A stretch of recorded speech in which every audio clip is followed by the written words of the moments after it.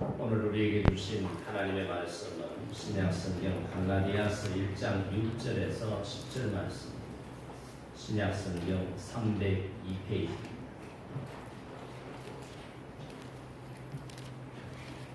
찾으신 줄 알고 제가 봉독해드리겠습니다. 그리스도의 은혜로 너희를 부르신 이를 이같이 속히 떠나 다른 복음을 따르는 것을 내가 이상하게 여기노라. 다른 복음은 없나니 다만 어떤 사람들이 너희를 교란하여 그리스도의 복음을 변하게 하려 합니다.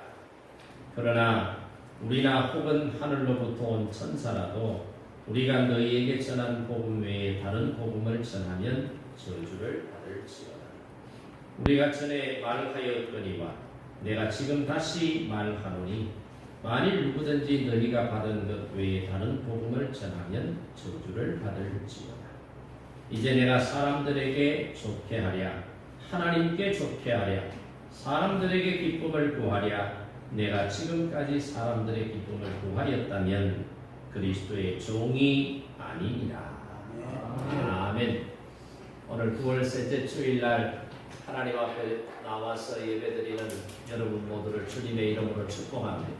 이 예배를 통해서 주님 만나시고 이 예배를 통하여 여러분 마음을 짓누르고 있는 문제들이 하나님의 말씀을 통하여 치유되고 응답받고 해결되는 역사가 임하시기를 주님의 이름으로 축복합니다. 아멘. 올 여름에는 유달리 비가 많이 왔습니다. 가을이 시작된 9월 달에도 가을 장마도 아닌데 며칠째 비가 계속 오다가 오늘 이렇게 날씨가 좀 되어서 이제 비가 오질 않습니다. 이렇게 비가 많이 올 때에 우리가 홍수가 난다 그러잖아요.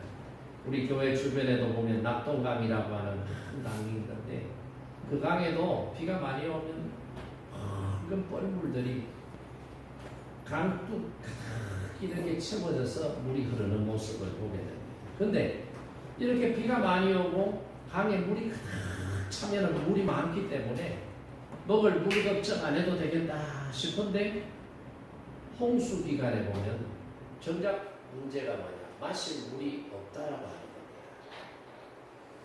오늘 교회의 모습을 보세요. 저도 2주 전부터 유튜브 이렇게 올려서 설교를 올려보라 그래서 올려보는데 저도 올려놓고 다른 분들 설교 어떻게 하나 검색을 해보니까 어마어마하게 많습니다.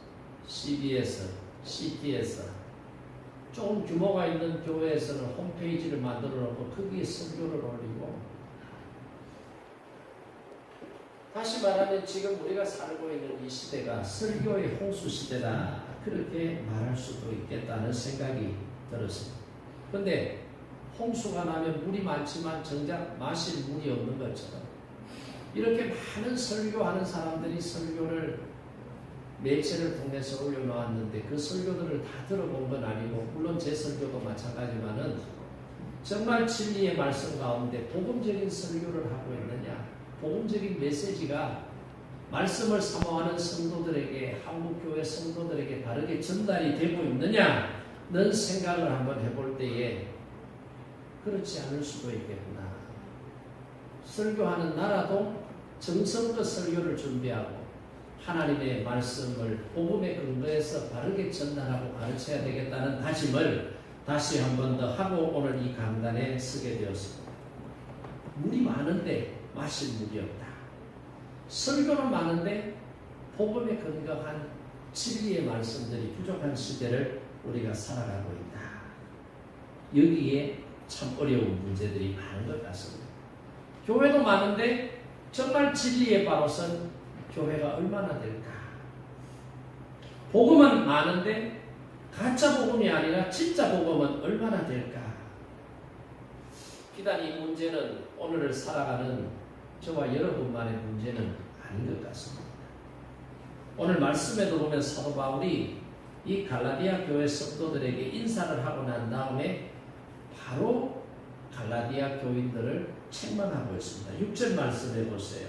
6절 말씀에 보면 그리스도의 은혜로 너희를 부르신 이를 이같이 속히 떠나 다른 복음을 따르는 것을 내가 이상하게 여기노라. 이상하게 여기노라. 이걸 지금 글로 쓴 것을 우리가 성경 말씀을 통해서 보니까 그렇지, 사도 바울이 갈라디아 교회 교인들에게 현장에서 이 말을 했다면 얼마나 격앙된 모습으로 이 말씀을 선포했을까. 제가 생각해 볼 때 몹시 화가 난 격앙된 모습으로 표현했을 것 같다. 왜? 무엇 때문에? 바울이 복음을 전했던 갈라디아 교회에서 어느 순간에 이단들이 들어와요. 유대 율법을 준수하고 예수도 믿는 혼합주의 신앙을 가진 사람들이 갈라디아 교회 안에 들어오게 되거든요. 예수를 믿어야 구원받는다. 하지만 예수를 믿는 것으로는 부족해. 할례도 받아야 된다. 율법도 준수해야 된다. 안식일도 지켜야 된다. 이런 조항들을 끄집어내놓고 이것을 지키지 않으면 완전한 구원을 성취한다. 할 수가 없다. 그렇게 이제 증거하는 거예요. 그러면 바울이 가르친 복음의 진리 위에 든든히 서서 이런 왜곡된 복음, 가짜 복음들이 들어오면 갈라디아 교회 교인들이 이것을 배척할 수 있어야 되는데 교인들 중에 다수가 이것을 수용하는 거예요. 아, 그렇구나. 우리가 하나님의 아들 되신 주 예수 그리스도를 믿음으로 믿는다 해서 구원받는 게 아니구나. 부족하구나. 우리의 행위가 뒷받침이 돼야 구원을 받구나. 행위신앙이 있어야 되구나. 라고 하는 것을 수용하면서 이 내용이 사도 바울에게 전해졌을 때 바울이 갈라디아 교회 교인들에게 서신을 보내면서 이상하게 여기노라. 그렇게 지금 말씀하고 있는 것을 볼 수가 있습니다. 그러니까 원래 전했던 진짜 복음과 지금 갈라디아 교인들이 따르고 있는 가짜 복음, 이 기막힌 일이 지금 벌어지고 있으니 바울이 갈라디아 교인들에게 그 신앙을 바로잡기 위해서 오늘 본문 말씀을 주었다는 거예요. 그래서 바울은 예수를 구주로 믿어서 의롭다함을 받고 믿음으로 말미암아 구원을 받는다. 이게 진짜다. 이게 진짜 복음이다. 이것을 뒤집는 어떤 말씀도 너희들이 받아들이면 안 된다. 그것을 전하는 자도 저주를 받을 것이고 그것을 믿고 따르는 자도 구원에 이르지 못한다라고 하는 것을 너희들이 분명히 알아야 된다. 이 말씀이죠. 그렇습니다. 오늘날 어마어마하게 많은 목회자들이 많은 양의 설교들을 매주일마다 선포하고 있는데 그 많은 설교들 가운데 정말 복음을 가장한 다른 복음이 우리 주변에 있을 수 있다라고 하는 것을 저와 여러분이 알고서 말씀을 들을 수 있어야 된다. 이 말입니다. 그래서 우리 선언한 교회 나와서 믿음 생활하는 사랑하는 성도 여러분은 진짜와 가짜를 구별할 수 있다. 그런 분별의 은혜가 있기를 주님의 이름으로 축복합니다. 그래야만 믿음으로 바로 설 수 있고 하나님 나라에 이르는 승리자들이 될 수 있다는 것이에요. 그렇다면 어떻게 해야 우리가 다른 복음에 넘어지지 않을까? 어떻게 하면 될까? 이 문제예요. 넘어지지 않으려고 하면, 다른 복음에 빠지지 않으려고 하면 어떻게 해야 되느냐? 다른 복음이 무엇인지 알면 됩니다. 진짜 복음이 무엇이고 가짜 복음이 무엇인지를 알면은 해결이 되는 거예요. 여러분, 구약 성경 39권, 신약 성경 27권, 신구약 성경 66권의 주제가 뭡니까? 구약 성경의 주제는 오실 메시아예요. 신약 성경의 주제는 오실 메시아, 다시 오실 메시아. 그 메시아가 누구예요? 바로 예수 그리스도다. 로마서에도요, 갈라디아서에도요. 천하에 구원받을 다른 이름을 주신 적이 없다. 누구 외에? 예수 그리스도 외에. 이걸 우리가 알아야 돼요. 그러니까 복음의 주체가 누구라는 거예요? 예수님이시다. 예수 그리스도이시다는 것을 알아야 되죠. 그러니까 오늘 본문 말씀은 아니지만 갈라디아서 1장 4절에도 보세요. 그리스도께서 하나님 곧 우리 아버지의 뜻을 따라 이 악한 세대에서 우리를 건지시려고 우리 죄를 대속하기 위하여 자기 몸을 주셨으니. 그렇게 바울이 예수 그리스도가 어떤 분인지, 왜 예수 그리스도가 하나님의 아들이시고 복음의 주체가 되는지를 말씀해 주고 있는 것을 보게 됩니다. 그러니까 우리가 진짜 복음이 무엇인지 정확하게 알면은 진짜가 아닌 나머지는 전부 가짜니까 우리가 수용하지 않으면 된다. 근데 진짜가 뭔지를 모르니까 가짜도 진짜인 줄 알고 수용하게 되더라 이 말입니다. 여러분, 이단이 뭐예요? 우리 정통교회 나와서 신앙생활하는 분들이 아우 저기는 이단이야, 저 사람은 이단에 빠진 사람이야 라고 말하는데, 이단이 뭐예요? 한자로 풀이하면 다를 리자 끝단자, 끝이 다르게 이단이다. 처음 시작도 같아요, 중간도 같아요. 근데 끝부분에 가서 결론이 다르게 나면은 그게 이단이다. 이단이라고 해서 처음부터 정통하고 완전히 다른 게 아니더라는 것을 우리가 알아야 되죠. 그렇기 때문에 다른 복음이라고 하는 것은 비슷하지만은 그 내용을 분석해 보면은 다르거나 처음과 중간은 같은데 결론 부분에 가서 결론이 다르게 나는, 이게 뭐예요? 가짜 복음이다라고 하는 것을 우리가 알아야 돼요. 그래서 신앙생활 하다 보면은 기독론이라든지, 이건 이제 그리스도론이라고 그러죠. 실론, 일론, 뭐 이런 것들이 조직신학 파트에 보면 다양하게 있습니다. 그리고 종말론, 이런 부분들에 대해서 조금만 잘못된 이해와 해석을 가지고 접근하게 돼도 성서 해석 자체가 완전히 판을 뒤집어 버려요. 이게 뭐라는 거예요? 다른 복음, 가짜 복음이다. 그래서 평신도들이 이것을 분별하기가 참 어렵습니다.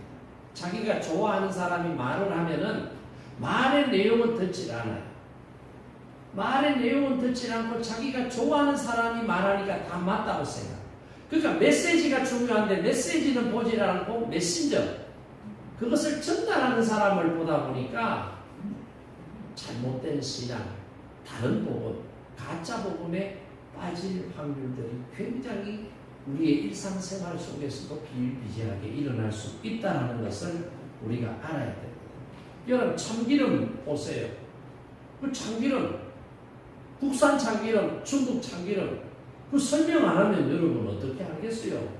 깨를 짜서 참기름을 만드는 가공업자가 아니면 그것을 맛보는 사람이 그렇게 쉽게 분별할 수 있는 건 아니거든요. 그러나 수십 년 동안 깨농사를 짓고 한국 땅에서 기른 토종 깨를 가지고 참기름을 만들어서 먹어본 사람은 수입 참기름이라든지 참기름에 다른 이물질을 섞어서 참기름처럼 흉내를 낸 것, 이걸 가려내더라 이 말입니다. 왜?